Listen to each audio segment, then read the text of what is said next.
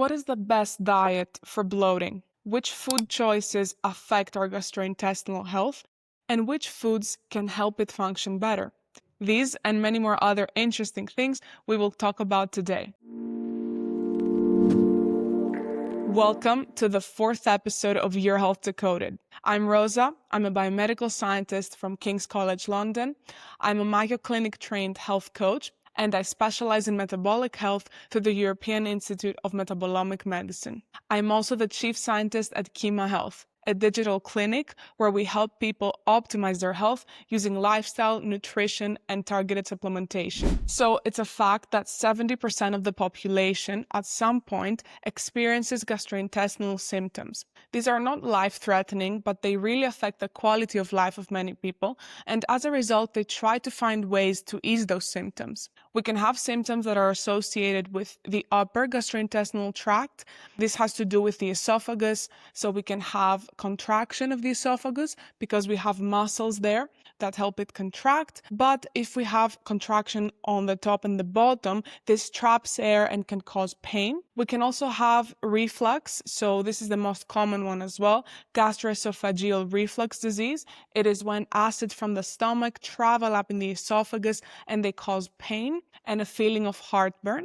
And we can also have symptoms in the stomach like gastritis or ulcers or pain even. And then we also have symptoms that are associated with the lower gastrointestinal tract, so the small and large intestine. We can have bloating, we can have ulcerative colitis, Crohn's disease, and we can also have diverticular and diffuse pain. So if you've experienced these symptoms, you're probably trying to find a way to deal with them. You might have probably undergone colonoscopy or any specialized tests as an attempt to find what is causing this bloating. So today we're going to talk about what causes this bloating and which diet is the best in order to prevent it. So one of the most common causes is our diet. And this is true in 80% of cases. Stress can also play a role, so if you have periods of high stress, this can also trigger bloating, but as I said, in 80% of the cases, this is associated with our nutrition and our lifestyle. And one of the most common food choices that affects our gastrointestinal system function is processed foods. So let's start with the upper gastrointestinal system. As one of the most common symptoms that people experience is gastroesophageal reflux or heartburn. So when we eat things that make our stomach less acidic, this is actually the cause of the gastroesophageal reflux. And let's talk about why this is and how it happens. The esophagus is made to be able to accept the food that we eat and is not really made to be able to withstand acidic environments. This is why between the esophagus and the stomach, we have a valve, the sphincter, that separates them. On the other hand, the epithelium, the lining of the stomach, can withstand acidity. The reason this happens is for the stomach to be able to accept the acids, the hydrochloric acid that it secretes, in order to digest the food. So the issue with gastroesophageal reflux is that this sphincter does not close properly, and this allows the acidity from the stomach to travel up to the esophagus and as a result erode the epithelium there, because it's not able to withstand the acidity. How does this happen? Why doesn't the sphincter close? The sphincter has a mechanism whereby it closes when there is low pH, when the environment is acidic. So when we consume foods that increase the pH, like processed foods or vegetables, which are by definition alkaline, this prevents the sphincter from closing and causes it to remain open and allows the contents of the stomach to travel to the esophagus. So a common misconception is that people think that they have gastroesophageal reflux because they have eaten a lot of acid, so this is not true. It is when we eat a lot of alkaline foods or foods that prevent our stomach from producing hydrochloric acid, like carbohydrates, vegetables, or some processed foods. The easiest food for our stomach to digest is actually meat because it does not affect the acidity of the stomach. Some people might say that when they eat meat, they feel like they have difficulty in digesting it. This can happen because they usually eat meat with a side that can be either vegetables or large amounts of carbohydrates, carbohydrates, which in turn will increase the pH of the stomach and reduce its acidity and thus prevent the sphincter from closing. So in the lower GI tract, in our small and large intestine, we have a similar kind of cause, but the mechanism is different. Some of the symptoms that we can experience in the lower GI tract is mainly accumulation of gas, which causes this sort of pressure and distension inside our gut, and this is what causes the diffuse pain. The main cause for these symptoms is,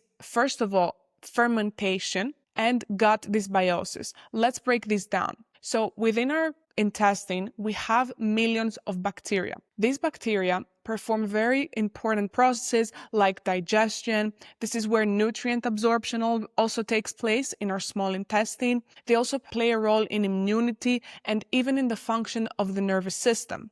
But we have good bacteria and we also have bad bacteria. What we want to have is a state where we have more good bacteria in order to help us carry out all of these processes. However, due to the way we eat, due to pesticides, due to environmental pollution, alcohol, smoking, we have an imbalance in our microbiome, which is when we have more bad bacteria than good bacteria.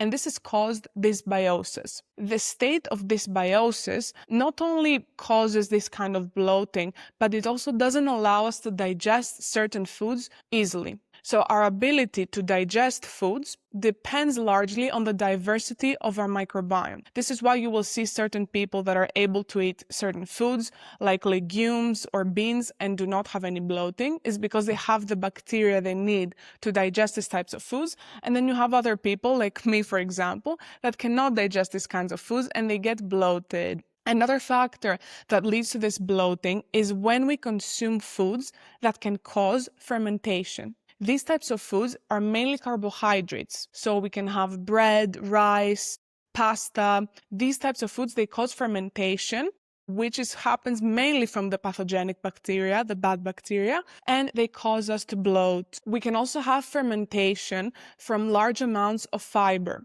And there are two types of fiber. We have soluble fiber that mainly comes from fruits. And this soluble fiber can get fermented by the bacteria and cause gas. And then we have non-soluble fiber, which is the hard fiber. It means that it's not water soluble, so it stays there in the intestine. And large amounts of non-soluble fiber act as a base where bacteria replicate, so the pathogenic bacteria replicate, they multiply, and then they cause these symptoms that we talked about, the bloating, and we have a state of dysbiosis. So you might have heard a lot of people that say that if you want to improve your gut health, you need to consume a lot of fiber. But in clinical application, we have seen that people that reduce the amount of fiber they consume have actually a remission in the symptoms of the gastrointestinal system. So this is not to say that we should not consume any fiber, but it has to do with creating a plan that's personalized for the person and has as much fiber as they can handle. So what is the best diet for bloating? This is the reason you clicked in this video, right? The answer to this is, first of all, meat. Meat does not have any residue. It does not cause fermentation. So it is the best option for people that experience gastrointestinal symptoms. In addition, there is a type of diet that helps us eliminate all of the foods that lead to fermentation and as a result, reduce the amount of bloating that we have. This is called a FODMAP diet. FODMAP stands for fermentable oligosaccharides, disaccharides, monosaccharides, and polyols. So eliminating this food group helps people not have bloating. Essentially what this means is that certain saccharides get fermented. So some examples of high FODMAP foods are fruits that have high amounts of fructose, like banana or apples. Also milk is high in FODMAP because it has lactose that most of the population is lactose intolerant. So eliminating lactose is one of the best intervention, and especially fresh dairy. The cheeses that are more hard cheeses, where the lactose has been broken down, are a better option. And also any type of legumes or beans are very high in FODMAP and cause bloating. Foods, on the other hand, that are low FODMAP are meat, so beef, chicken, pork, although we want to optimize beef. We have talked about it in other videos, but we are also preparing another video about why beef is the best option in terms of meat. Eggs, hard types of cheeses, and then also some small amounts of basmati rice. And there are certain vegetables as well that are lower in FODMAP, peppers, carrots. A really good salad for someone that experiences bloating is carrot salad. So we can do grated carrot with apple cider vinegar and olive oil, because the carrot helps the apple cider vinegar and the olive oil to travel to the intestine and essentially eliminate pathogenic bacteria and promote the growth of the beneficial bacteria that we have. So how does this diet work, the low FODMAP diet? Essentially, it has a phase of elimination, which lasts up to 4 weeks. So around 1 month, you eliminate all the types of foods that cause bloating, which are high in FODMAP.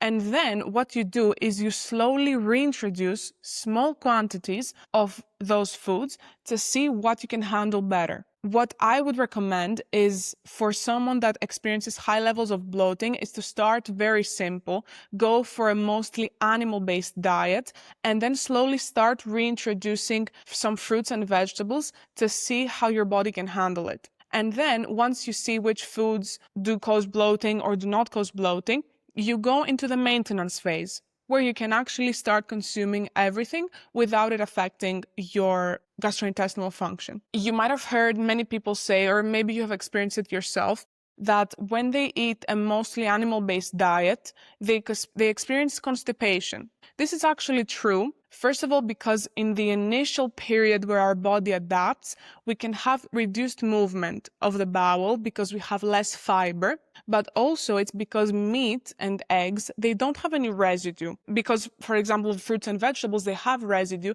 so the volume of the feces is higher. But when you eat meat, the volume of the feces is lower, and as a result, we have decreased bowel movement throughout the day. One way that we can help with this constipation, if it is bothering us, is consuming more fat. So consuming fattier pieces of the meat and also introducing some butter and some olive oil. Butter is actually very beneficial as well for our gastrointestinal health because it has butyric acid that also benefits the bacteria in our gut. So to summarize, the best diet for bloating is, first of all, to eliminate any processed foods. If you don't know what they are, click to our other video explaining what processed foods are and how to detect them. The second way is to eliminate any foods that are high in FODMAP, in fermentable saccharides, or carbohydrates, which can also cause fermentation.